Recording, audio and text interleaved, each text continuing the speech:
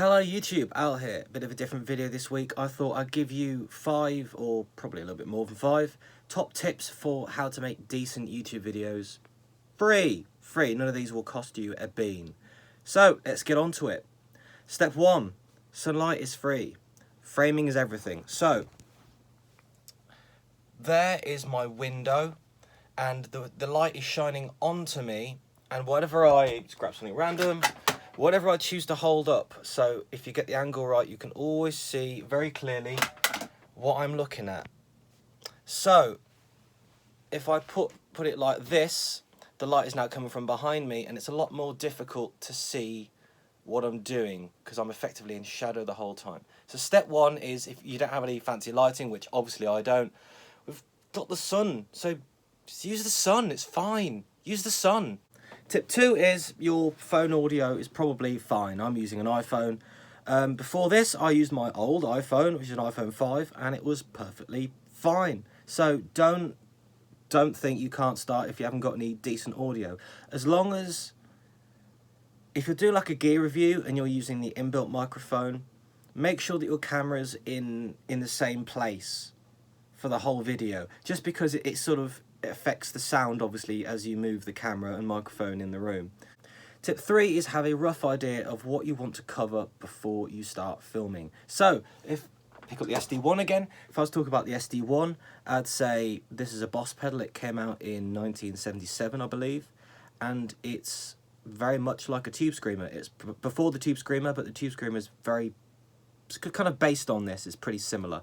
And then I'd say it's got a bit of a mid-range, where it's got a mid-range hump and it gets rid of the low end, and you go through the general spec. If you don't know what to say about it, just go through the spec, because you will say, there you go, it's 9 volts DC, we've got a drive level and tone, got a big foot switch here, in and out. Just go through the basic stuff, because you're not teaching granny to suck eggs. A lot of people out there won't know, so don't be ashamed to say stuff that people may not know, because we're all going to start somewhere. Tip 3, see what I did there, is camera angles. So I'm just talking now, I'm not moving, I'm not playing a guitar, so the sound quality doesn't have to be the exact same sound throughout the whole video. So again, you can move the camera to various places for more dramatic shots, and to make it more clear when the next section of the video has started, whether that's the intro or the demo part, or then any things you have inserted, just to make it a bit more interesting to look at. Also, you can see that this half of my face you can't really see because it's in shadow, but this half you can, so you've kept my good side. So going back to the camera thing and the lighting, always try and make sure lighting is right.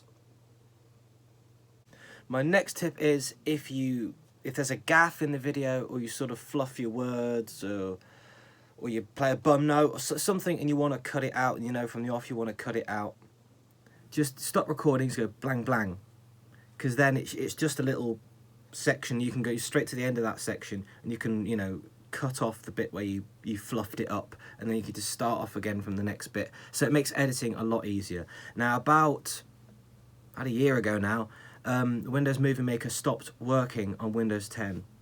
Thank you, Microsoft. Sterling work. So it's very, very difficult to get a free movie editor that exports in 4K. My iPhone records in 4K. I have my iPhone set to 4K, because even if you go to 4K and then you have to downgrade the file to 1080, or people only play it in 1080, if you take into account YouTube's compression and all that anyway, you still get a better audio quality downgrading it in YouTube to 1080 than you would just recording it in 1080. And here, that file versus the uploaded one. So it's best to record in as high quality as you can. And again, I edit on my phone because I've had so many problems trying to get software to work on Windows, and lots and lots and lots of swearing. I've got DaVinci Resolve. It's all right. It's just a bit complicated for me at the moment, so I'm still working in iMovie on my iPhone. I mean, you only need a couple of simple transitions. You're not really asking for Michael Bay style effects. So there's nothing wrong with editing on your phone. Don't be flippant about it. Don't be ashamed about it. It's a bit of a blag, because you've got to edit all the pieces together, and then you've got to save it as one file. So effectively you need double the space that all the original files take up if you follow me. But you can do it on your phone. Don't think you need fancy software unless you think my videos are total poo, in which case fair enough, you might need fancy software. But for what I do, I find my iPhone's working absolutely fine at the moment, and I can't afford fancy software, and I don't really think it'd improve my channel much anyway. And my last tip is to just keep doing it. Just keep going, because eventually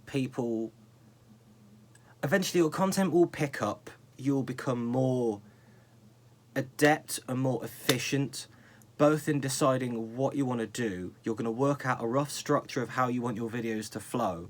So you get into a workflow in your head, and then it makes everything a lot easier to crank out a video, because you've got a firm basis, you've got a methodology. So just if you keep going, eventually your videos will improve. If you go back and watch my early videos, my videos now I think are quite different from they were then. I think they're a bit more natural now, and I'd like to think the audio quality is better, in no small part to the iPhone 8. So, Apple. So, anyway, there's my top tips for being starting on YouTube. If you want to make gear videos or whatever you want to do, that you don't need a lot of money. You don't. Cameras on phones these days are good cameras. There's nothing wrong with them. Look at YouTube when it started. People were on bloody 720p on their phone, and that was considered, you know, the creme de la creme. You got people in mic up amps and all that, and that's great if you can do that. But if you just want to get going, you just want to hit the ground running, there's nothing wrong with using a phone, as long as you make sure the lighting's right and the framing's right. So if I sort of sit over here, it's a bit weird because I'm not in the middle.